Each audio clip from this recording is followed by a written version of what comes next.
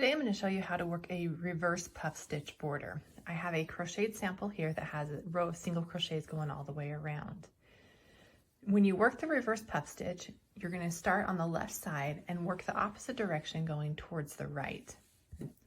To begin, you're going to begin with a chain 1. You're going to skip the first stitch. Here's my chain. Skip the first stitch and go into the second stitch. So you're going to yarn over, go into that second stitch and pull up a loop. Yarn over, go into the same stitch and pull up a loop.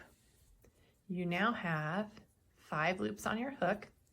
You're going to yarn over, pull through all 5 loops on your hook, and then chain 1. You're going to skip the next stitch, and going into the next stitch, we're going to work that same repeat. Yarn over, skip the first, go into the second,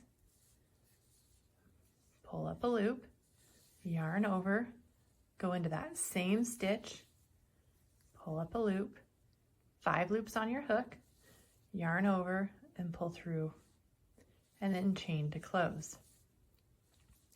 Yarn over, skip the first stitch, go into the second one, pull up a loop, yarn over, insert into that same stitch, pull up a loop, 5 loops are on your hook, yarn over and pull through all 5 and chain to close.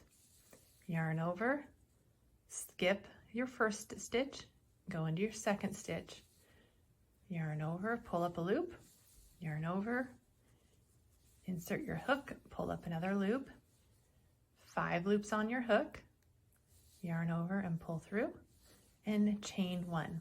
You're going to repeat this all the way around.